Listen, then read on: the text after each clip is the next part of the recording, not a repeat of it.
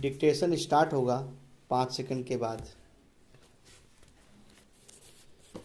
Get ready, start. जीवन को मुख्यतः 3 अवस्थाओं में बांटा गया है। ये अवस्थाएं हैं बाल्यावस्था, युवावस्था तथा वृद्धावस्था। जिस प्रकार शैशव अर्थात बाल्यावस्था के बाद युवावस्था आती है, ठीक उसी प्रकार युवावस्था के बाद वृद्धावस्था आती है। बाल्यावस्था किसी भी व्यक्ति के जीवन का स्वर्णिम काल होती है। यही कारण है कि प्रत्येक व्यक्ति अपने बचपन को फिर से जीने की इच्छा रखता है। जीवन में सृजनात्मकता तथा रचनात्मकता का संचार करने वाली युवावस्था साहस, उमंग और जोश से भरी होती है। साधारणतः अपने जीवन की अधिकांश उपलब्धियां मनुष्य इसी अवस्था में अर्जित करता है। इसलिए हर कोई सदैव युवा रहने का स्वप्न देखता है। वृद्धावस्था को जीवन का अंतिम पड़ाव एवं समस्या से घिरी हुई अवस्था माना जाता है, क्योंकि इस अवस्था में वृद्धों को अनेक समस्याओं का सामना करना पड़ता है, जिसके परिणाम स्वरूप वे दूसरों के साथ संबंध स्थापित करने में असमर्थ रहते हैं। समय की रफ्तार के साथ साथ समाज में नए परिवर्तन होने लगे हैं। नई पीढ़ी के लोग पुराने विचारों के लोगों का उनके जीवन में हस्तक्षेप उपयुक्त नहीं समझते हैं। इस कारण युवा पीढ़ी उनके विचारों एवं अनुभवों की उपेक्षा करती है। वृद्धों की उपयोगिता भी समाज में कम होती नजर आने लगी है, जिसके निम्नलिखित कारण हैं। शारीरिक समस्या। वृद्धावस्था जीवन का सांध्यकाल होती है।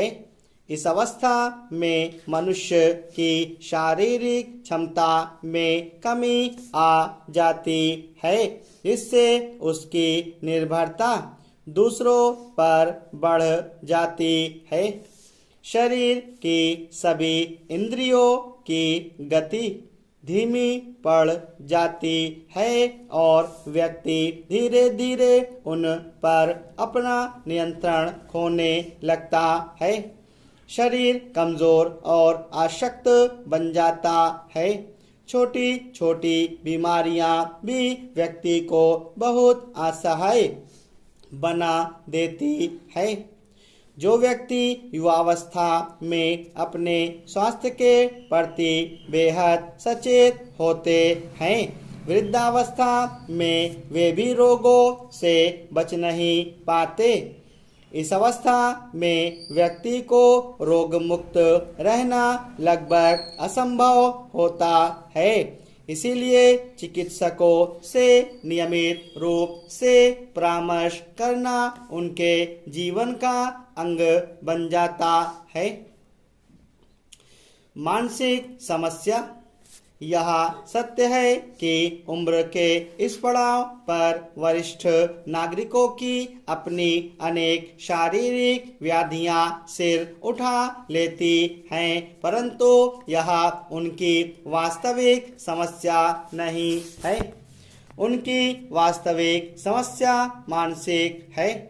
सरकारी अथवा गैर सरकारी संगठनों में वेतनभोगी कर्मचारियों को एक निर्धारित आयु के बाद सेवानिवृत्त कर दिया जाता है। यह मान लिया जाता है कि अब व्यक्ति शारीरिक और मानसिक श्रम के योग्य नहीं रहा, चाहे वह व्यक्ति स्वस्थ ही क्यों ना हो। इसके बाद उसके जीवन में अनेक कठिनाइयां आने लगती हैं। जैसे ही व्यक्ति की आर्थिक उपयोगिता में कमी आती है, वह सामाजिक रूप से भी अनुपयोगी समझ लिया जाता है। इस अवस्था में प्रवेश करते ही मानसिक तनाव की स्थिति बनने लगती है। लोगों से संपर्क ना रहना तथा सहयोगी या मित्रों का निधन हो जाना मानसिक तनाव का महत्वपूर्ण कारण है। सर्वविदित है कि यदि पति या पत्नी में से किसी एक की मृत्यु हो जाती है तो उनमें हीन भावना की वृद्धि हो जाती है तथा आत्मविश्वास का अभाव सा दिखने लगता है, जिससे मानसिक विकृति, अकेलापन आदि जैसे दोषों का निर्माण होता है। स्टॉप।